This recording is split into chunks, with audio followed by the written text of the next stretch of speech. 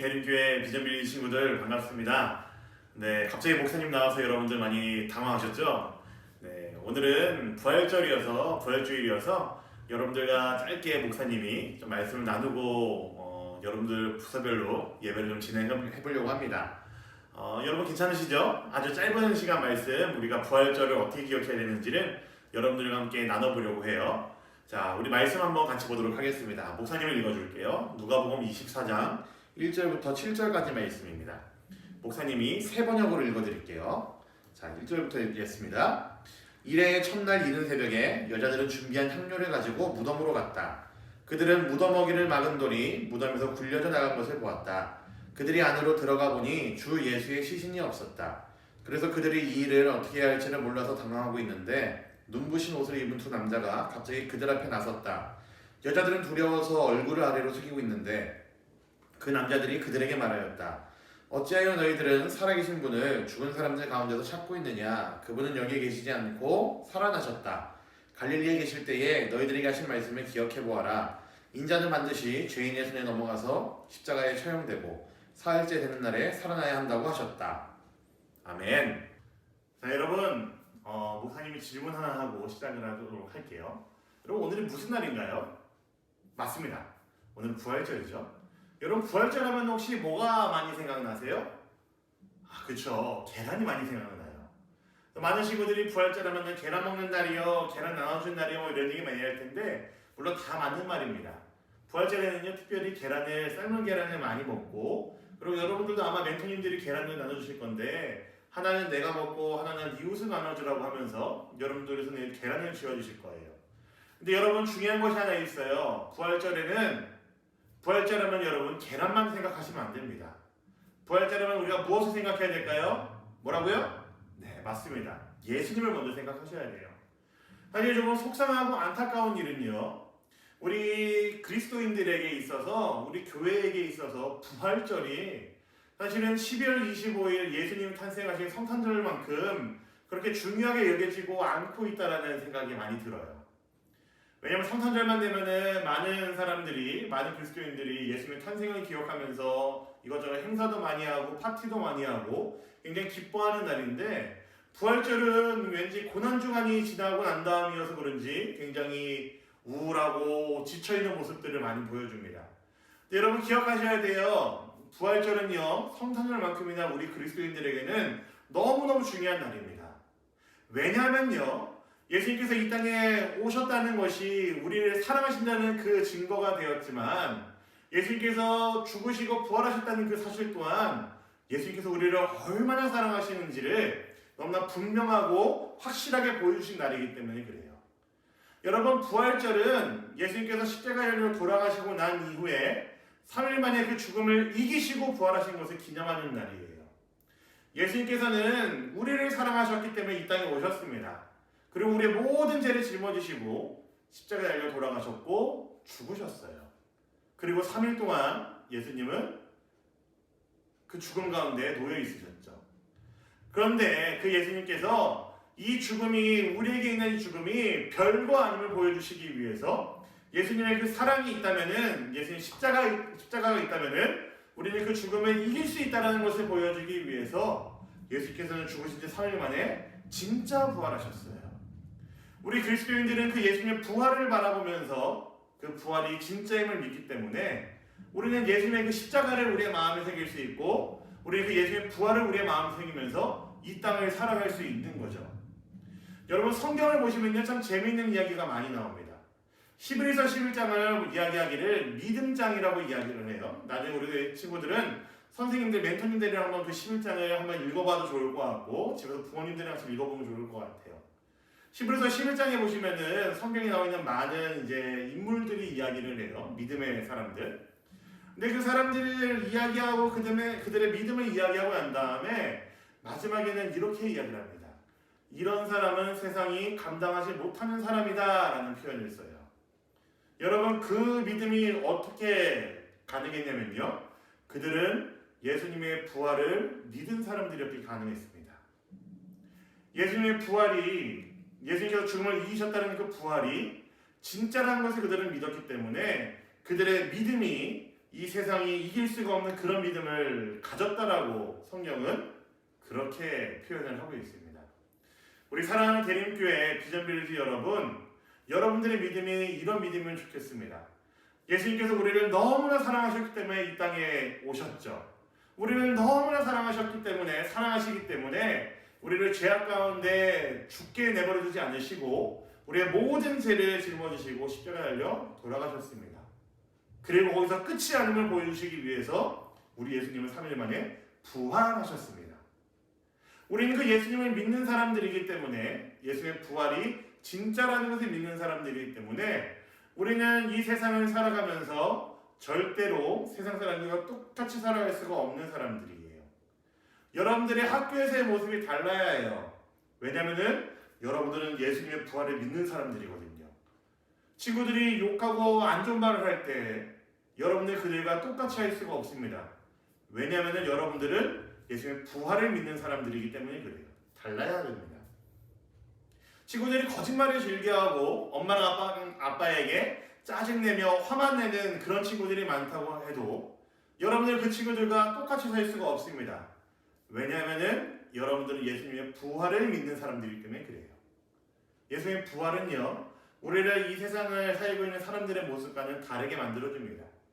그래서 목사님 방금 얘기한 것처럼 히브리서 11장에 나오는 이런 사람은 세상에 능히 감당하지 못했더라 라는 이 표현이 예수님의 부활을 제대로 믿는 사람들, 예수님의 부활을 진짜로 믿는 사람들에게 붙여지는 칭찬입니다.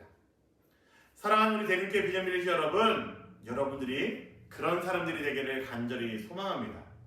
여러분들의 믿음이, 여러분들의 삶의 모습이 이 세상이 감당하지 못하는 그런 믿음을 갖고 있는 여러분이 되시기를, 그런 믿음의 소유자가 되시기를 우리 주님의 이름으로 목사님이 간절히 부탁드립니다. 아멘. 네, 이제 부활절에 대한 이야기는 여기까지만 하고요. 이제 준비되어 있는 우리 백은정 전도사님의 설교를 들어보도록 하겠습니다. 준비되셨어요, 여러분? 자, 백은정 전도사님에게 넘어가도록 하겠습니다. 슝! 친구들, 일주일도 잘 지냈나요? 만약 우리나라에 경찰이나 소방관들이 없다면 우리는 어떻게 살까요? 항상 무섭고 불안하고 두렵게 살 것 같아요. 경찰들이 도둑질하는 사람, 강도짓하는 사람, 다른 사람에게 아주 나쁜 짓을 하는 그런 사람들을 법으로 잡아주잖아요. 체포해주잖아요. 그래서 우리는 평안하게 학교도 가고 학원도 가고 싶은 곳에 갈 수 있고 집에서도 안전하게 살 수 있어요. 그리고 소방관들이 없다면 아주 작은 불이 나도 그 불이 더 번져서 많은 산과 집과 공장이나 이런 모든 건물들을 다 불태울 때까지 불을 끄지 않고 그냥 누워서 많은 사람이 다치거나 죽고 지금보다 훨씬 더 많은 재산을 잃게 될 수밖에 없을 거예요. 이렇게 경찰들이나 소방관들이 자신의 책임을 다해서 어떤 분들은 생명까지도 버리면서 그 일들을 감당해 주기 때문에 우리가 모두 안전하게 또 평화롭게 살 수 있는 거예요. 친구들, 그런데 하나님의 자녀들인 하나님께서 부르신 우리에게도 아주 중요한 임무가 있어요. 우리가 그 일을 책임감 있게 하지 않는다면 이 세상 사람들에게 너무너무 안 좋은 일들이 일어날 수밖에 없는 그런, 우리가 꼭 해야만 하는 그런 아주 중요한 사명이 있어요. 그 사명이 무엇일까요? 오늘 하나님의 말씀을 통해 함께 알아보도록 해요. 읽겠습니다. 그 흩어진 사람들이 두루 다니며 복음의 말씀을 전할세.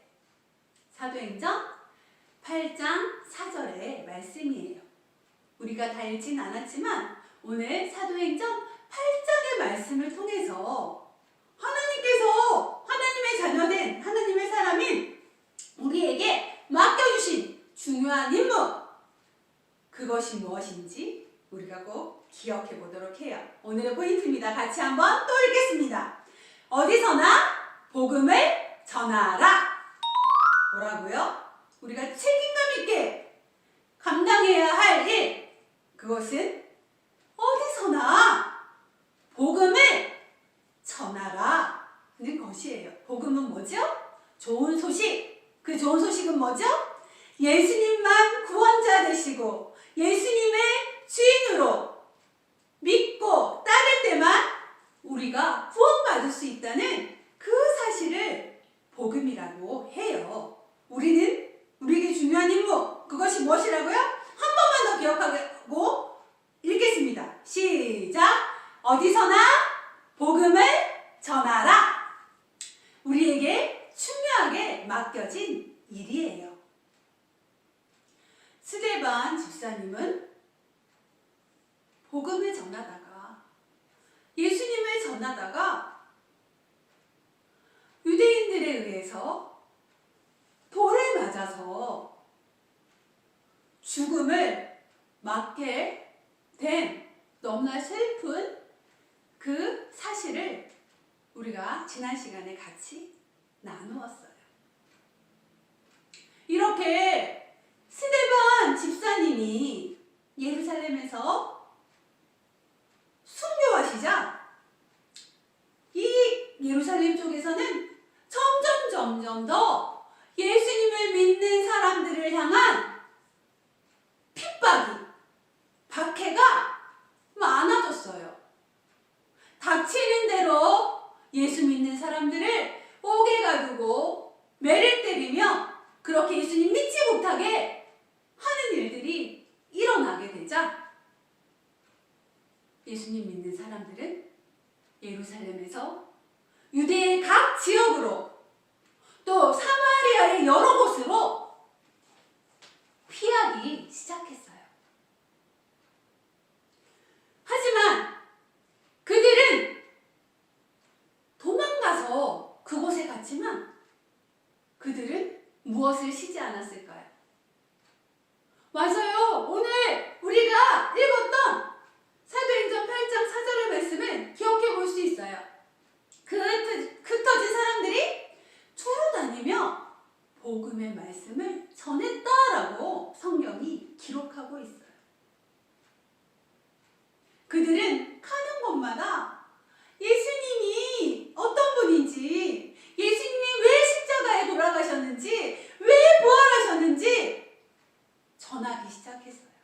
예수님 믿으셔야 해요. 예수님만이 구원의 길이세요. 예수님은 바로 우리의 죄 때문에 십자가에 죽으셨고 다시 부활하셨어요. 하며 복음을 전했어요. 이런 일들은 우리가 사도행전 첫 번째 말씀, 우리가 사도행전 8절의 말씀을 기억할 수 있어요.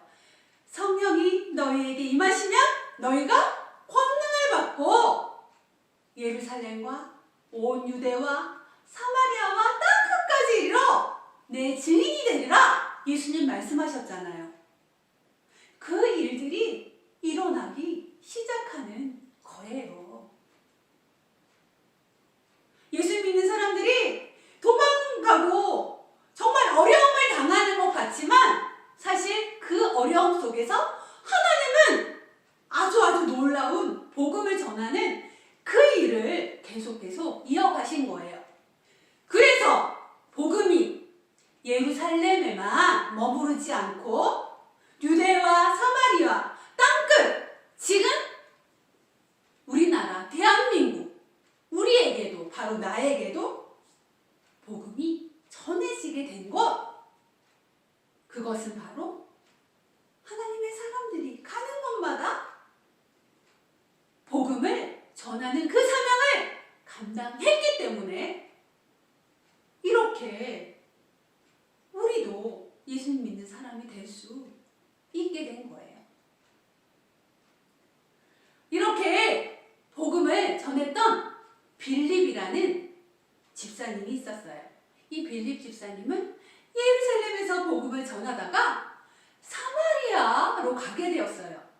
사마리아에서 복음을 전해서 정말 많은 사람들이 회개하고 예수님을 구주로 믿어 세례를 받으며 하나님의 자녀로 돌아오는 일들이 벌어졌어요. 그런데 어느 날 빌립 집사님에게 하나님의 말씀이 들려집니다. 자, 지금 있는 곳보다 남쪽으로 가라. 지도로 보면 글쎄요, 유대 그 지도로 보면 사마리아에서 예루살렘 쪽으로 가는 게 아마 남쪽일 거예요. 남쪽으로 가라. 그래서 빌립 집사님은 그 하나님의 말씀에 순종해서 한 번도 가보지 않은 그런 곳으로 갑니다. 광야였어요. 사람이 살지 않는 곳이죠. 그런데 저 멀리서 마차가 오는 곳이 보여요. 그런데 성령님께서 또 말씀하십니다. 저 마차로 가까이 가보아라. 가보았어요. 그랬더니 그 마차에는 에티오피아의 간다게의 여왕의 국고를 맡은 그런 여러 가지 재물을 관리하는 신하가 타고 있었어요. 그 여왕의 신하는 어떤 것을 하고 있었을까요? 성경을 읽고 있는 거예요. 예수님을 잘 알지 못했던 그가 읽었던 성경은 이사야였어요. 이사야의 말씀이 어떤 부분이었냐면 예수님의 죽으심에 대한 그런 내용이었어요.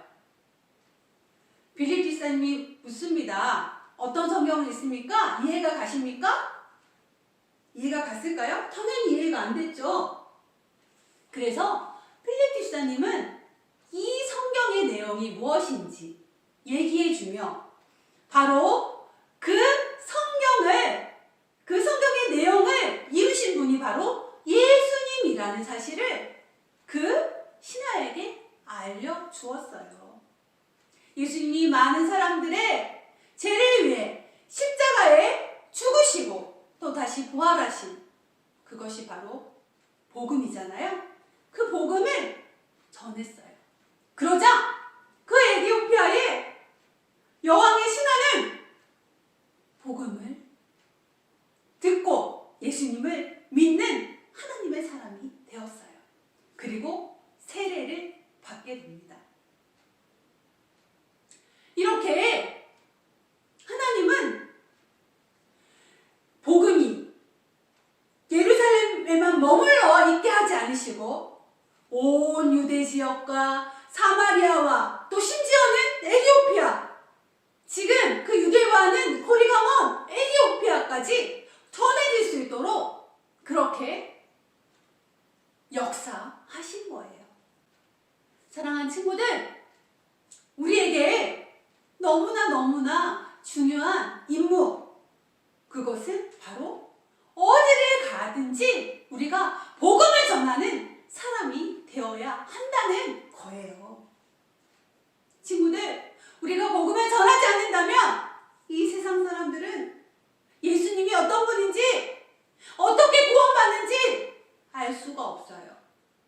다 심판받는, 지옥에 갈 수밖에 없는 그런 불쌍한 사람들이에요. 우리 그들에게 정말 예수님의 복음을 전하는 그런 멋진 하나님의 자녀들 다 되기를 축복합니다. 이 시간 전사님 기도하고 오늘 예배를 마치도록 하겠습니다. 하나님 아버지, 이 시간도 우리가 하나님의 말씀이 주셔서 감사합니다. 먼저 우리가 예수님 믿어 하나님의 자녀가 된 것이 너무나 큰 기쁨입니다. 하나님, 우리가 먼저 복음을 듣고 또 예수님을 믿는 하나님의 자녀가 되었기에 이제 하나님께서 우리에게 맡겨주신 중요한 일, 우리가 어디서든지 어디에 가든지 복음을 전하는 그 일을 우리가 감당할 수 있는, 책임감 있게 감당할 수 있는 그런 하나님의 사람들 되도록 도와주세요. 우리 대림교회 윤영부 초등부 우리 모두가 정말 빌립 집사님과 같은 복음의 전달자들이 될 수 있도록 힘주세요. 이 시간도 우리의 예배 하나님께서 받아주신 줄 믿습니다. 예수님의 이름으로 기도합니다. 아멘. 친구들, 오늘 하나님의 말씀을 통해 우리에게 하나님께서 맡겨주신 너무나 중요한 그 일, 임무 기억할 수 있겠죠? 우리는 어디를 가든지 무엇을 전해야 해요? 기억할 수 있죠? 자, 오늘의 포인트 10글자였어요. 자, 10글자의 포인트를 우리 카톡이나 밴드나 또 문자나 또 유튜브 댓글이나 올려주시면 좋겠어요. 이렇게 올려주면서 우리에게 맡겨주신 하나님의 그 사명, 임무를 다시 한번 기억해 보며